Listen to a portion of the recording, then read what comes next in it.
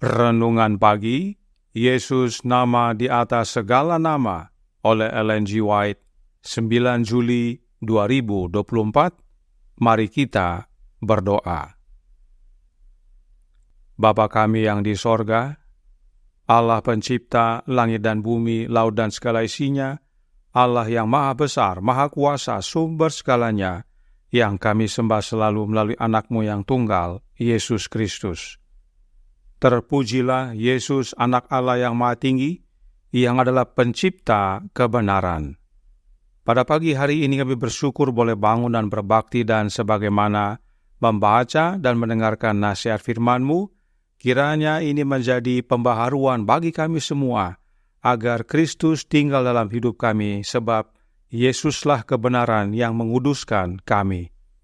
Beserta kami sepanjang perbaktian ini, kehendak-Mu yang jadi. Ampun kami akan dosa dan salah, karena kami berdoa hanya dalam nama Anak Allah yang tunggal, Yesus Kristus, yang adalah Tuhan dan Juru Selamat kami.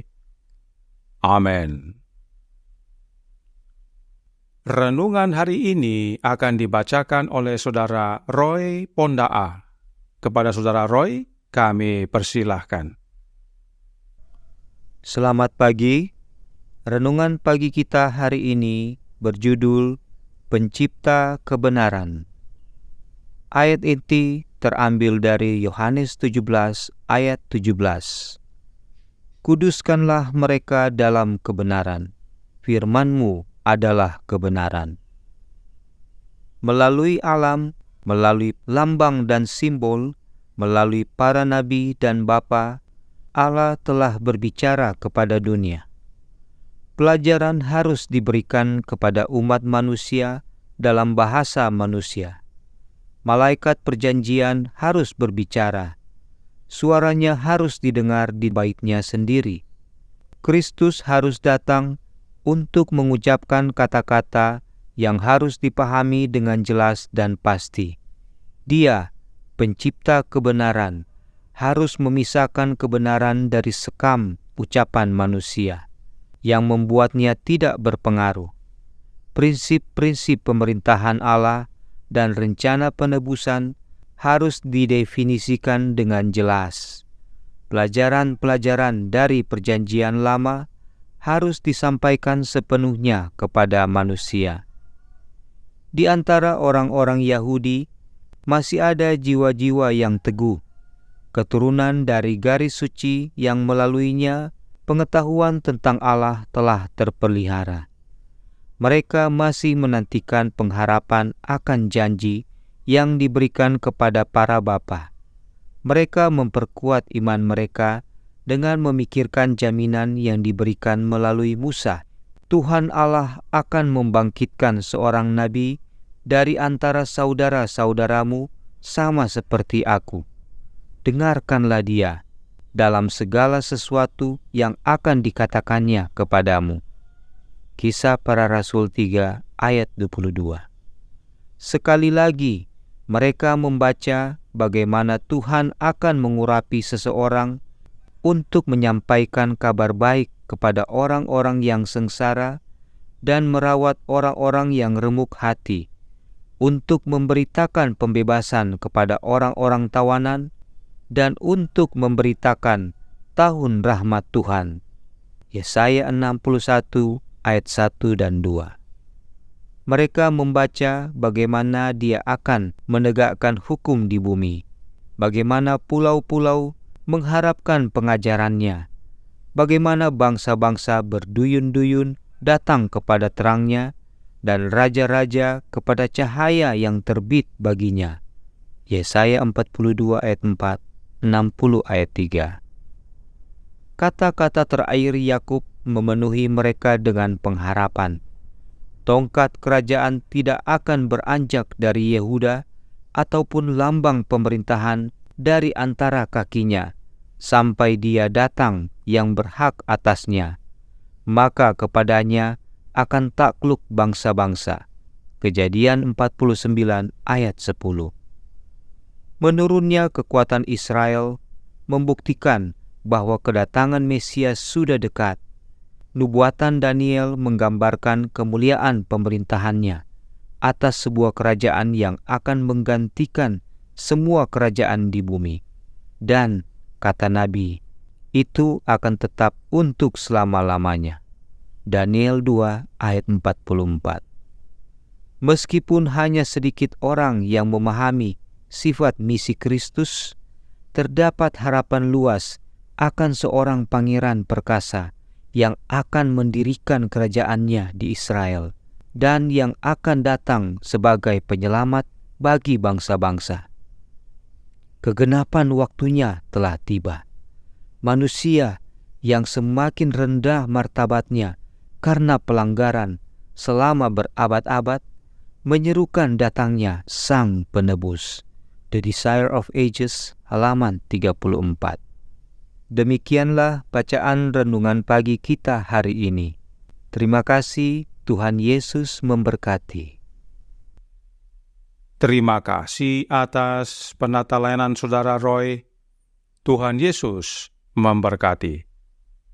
Selamat pagi saudaraku dalam Tuhan. Roh Nubuat menjelaskan dalam buku Faith and Works halaman 91 paragraf 3 yang berkata, ada banyak orang yang merasa puas dengan mengidentifikasi diri mereka dengan doktrin-doktrin palsu, sehingga tidak ada gangguan atau perbedaan antara diri mereka dan dunia. Namun, anak-anak Allah harus memberikan kesaksian tentang kebenaran, tidak hanya melalui pena dan suara, namun melalui roh dan karakter. Penting sekali untuk mengetahui dan mengenal kebenaran, sebab banyak umat Allah hanyut dalam doktrin palsu yang membuat mereka tidak berbeda dengan dunia. Namun, meskipun kita pada akhirnya mengenal kebenaran, perlu diingat bahwa cara menyaksikannya berbeda. Kita menyaksikan kebenaran tidak hanya melalui pekabaran dan buku, tetapi melalui perubahan kehidupan kita juga, yaitu dalam roh dan karakter kita. Karenanya Roh Nubuat melanjutkan, berkata, Juru Selamat kita menyatakan bahwa dunia tidak dapat menerima roh kebenaran.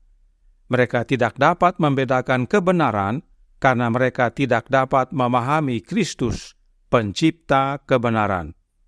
Murid-murid yang suam-suam kuku, para profesor yang berhati dingin, yang tidak diilhami oleh Roh Kristus, tidak mampu memahami betapa berharganya kebenarannya. Tetapi mereka berusaha menegakkan kebenaran mereka sendiri. Inilah kondisi banyak orang di dunia ini.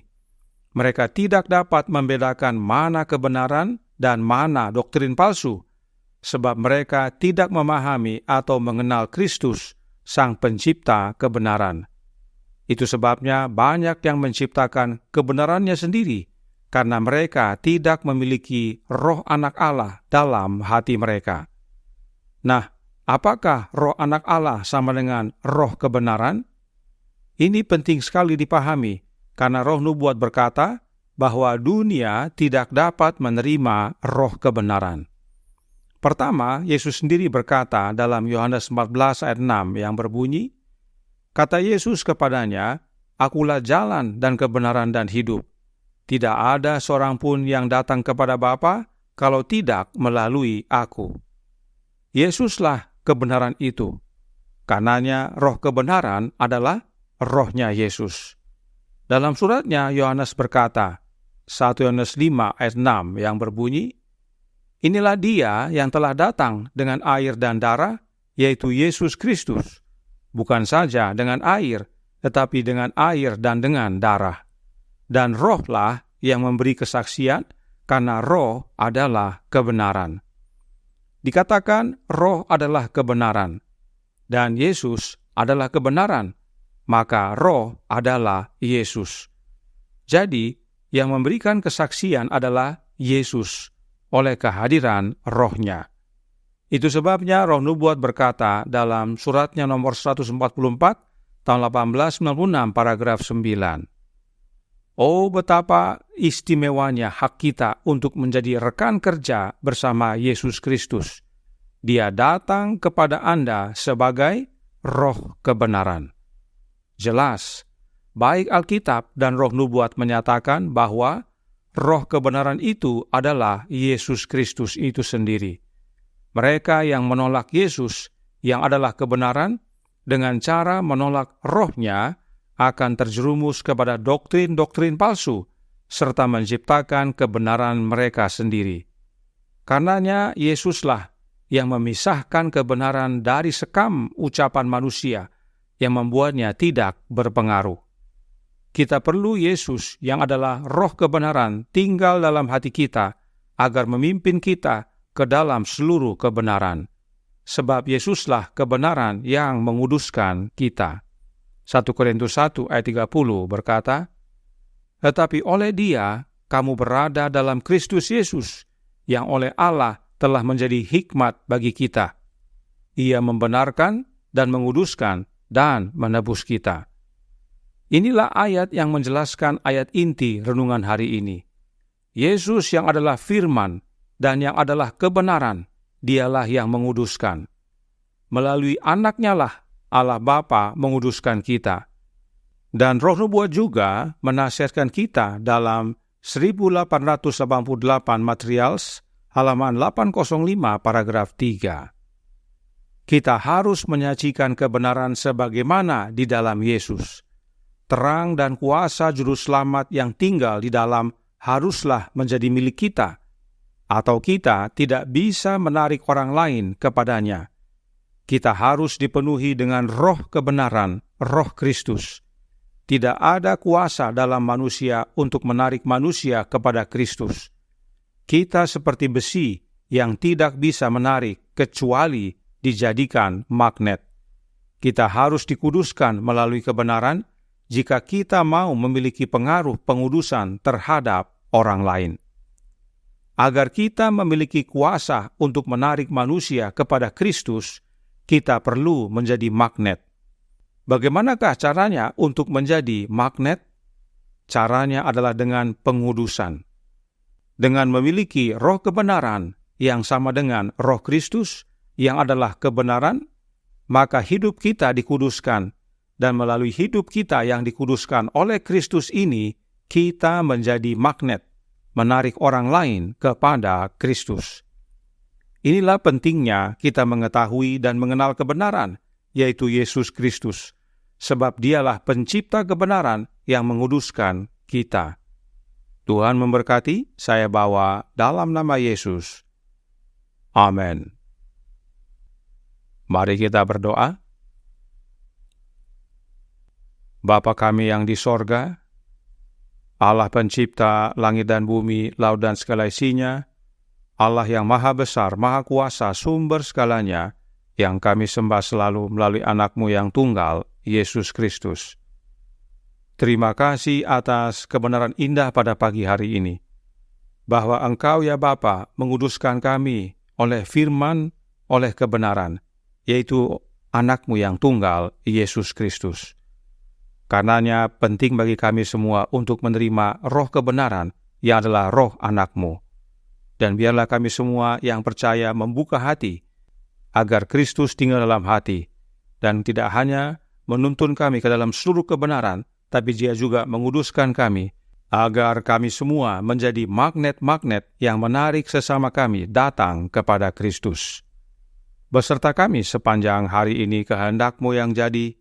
Ampun kami akan dosa dan salah, karena kami berdoa hanya dalam nama Anak Allah yang tunggal, Yesus Kristus, yang adalah Tuhan dan Juru Selamat kami. Amin.